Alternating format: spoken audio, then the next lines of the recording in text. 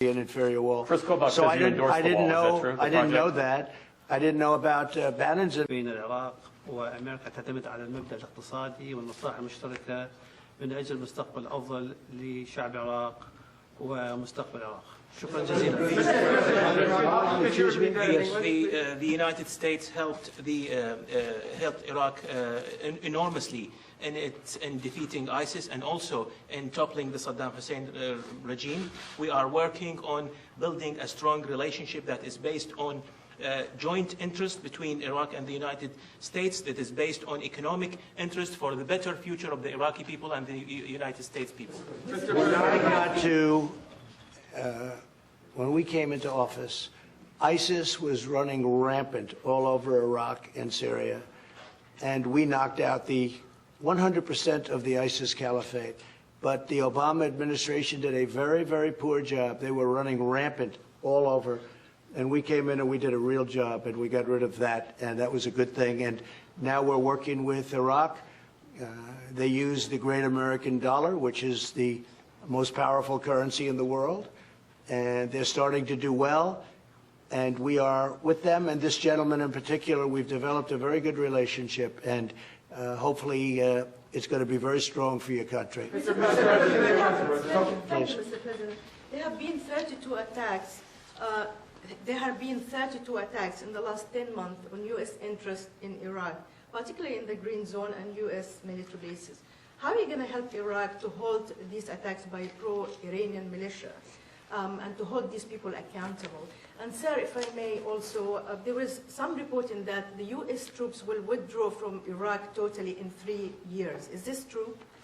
So at some point, we obviously will be gone. We've brought it down to a very, very low level. We deal when there are attacks. We take care of those attacks, and we take care of them very easily. Nobody has the weaponry we have. Nobody has the anything of what we have. We have the finest, the greatest military in the world. When somebody hits us, we hit back harder than they hit us. So we handle it. In addition to that, Iraq has been very helpful where necessary.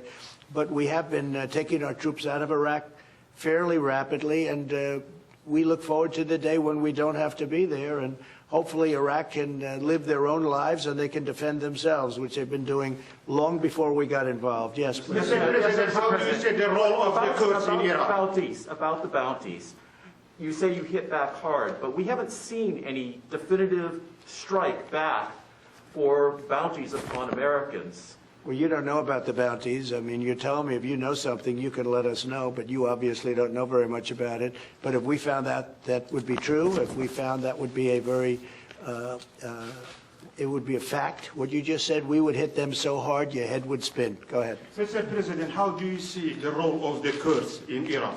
And how is important relationship between Baghdad and Erbil? Well, the Kurds helped us greatly in defeating as you know, the ISIS and getting the ISIS, 100% of the ISIS caliphate.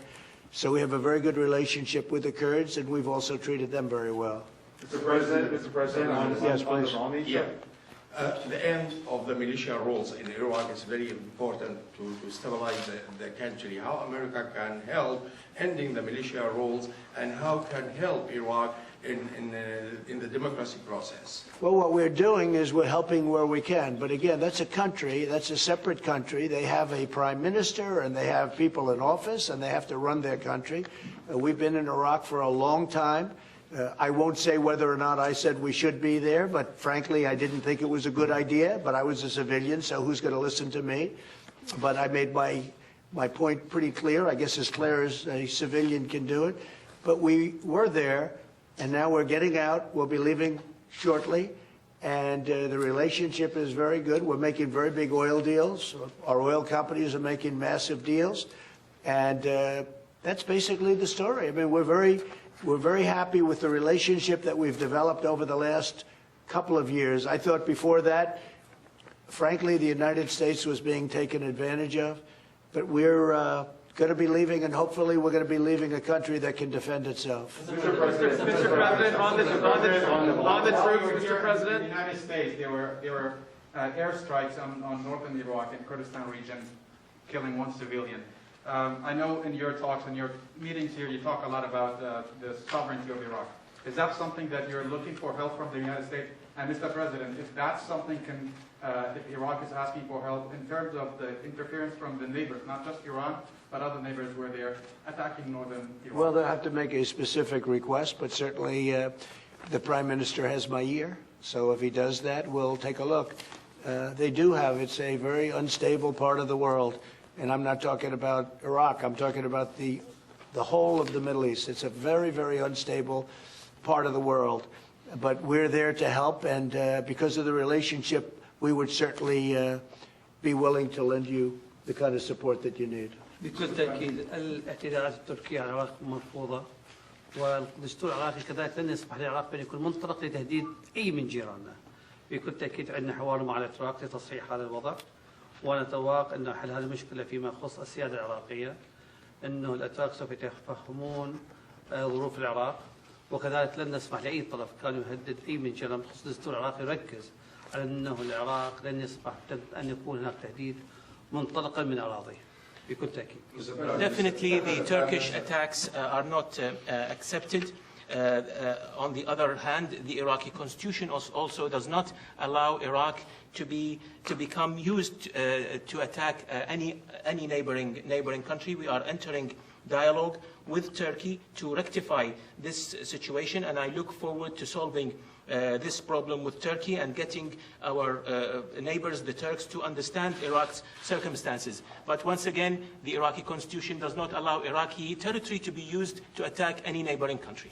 I will say this, the United States, and me in particular, has a very good relationship with Turkey and with President Erdogan, and we'll be talking to him. But we have a very, very good relationship with Turkey and with President Erdogan. Mr. President, just to follow up on the troops question, sir, do you have a time frame for the full and complete withdrawal of U.S. troops from Iraq? Mike, what would you say to that? As soon as we complete the mission, the President's made very clear he wants to get our forces down to the lowest level as quickly as we possibly can. That's the mission he's given us, and we're working with the Iraqis to achieve that. We're at the lowest level now, Jeff. We're at the lowest level in Afghanistan that we have been at many years. We'll be down to about 4,000 troops in Afghanistan, and that will be when? A couple months, sir. Yeah, within a few months, a couple of months. As you know, in Syria, we're down to almost nothing, except we kept the oil. But we'll work out some kind of a deal with the Kurds on that. But we kept the oil, and we left the border. We said Turkey and Syria can take care of their own border. We don't have to do it, and that worked out very well. I remember when I did that, I was scorned by everybody. They said, this is terrible. Well, I did it. It's now 2 years ago. We did it with Mike Pence, went over and met with the various parties, and very successfully, and we removed our troops. Nobody was killed, nobody. And now they protect their own border like they have been for hundreds of years. And we've left.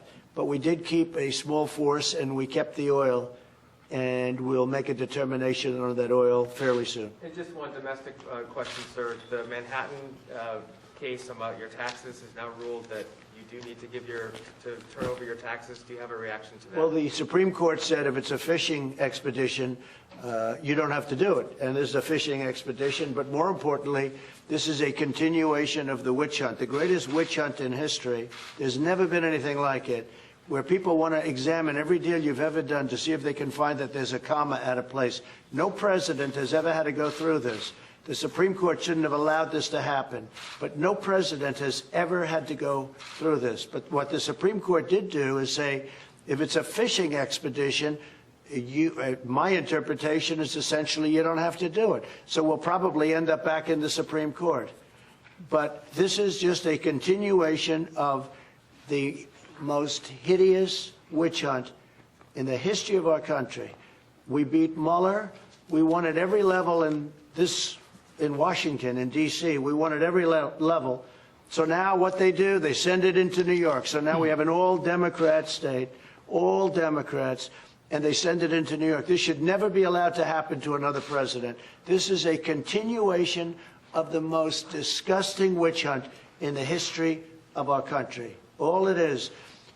But the Supreme Court said fishing expedition. This is the ultimate fishing expedition. Nobody has anything. We don't do things wrong. But they'll say, let's go in and inspect every deal he's ever done. Let's get papers from 10 years, every paper, every deal he's ever signed. Maybe we can find where some lawyer made a mistake, where they didn't dot an I, where they didn't put a comma down someplace, and then we can do something. This is a disgrace, and this should never, ever be allowed to happen again. Right? Thank you very much. Mr. President, on Navalny, the Russian opposition leader, he was hospitalized, and they think he was poisoned. Is that the U.S. government's determination? That We haven't seen it yet. We're looking at it, and Mike's going to be reporting to me soon. Okay? Thank you very much, everybody. Thank you. Press, let's go. Please, press.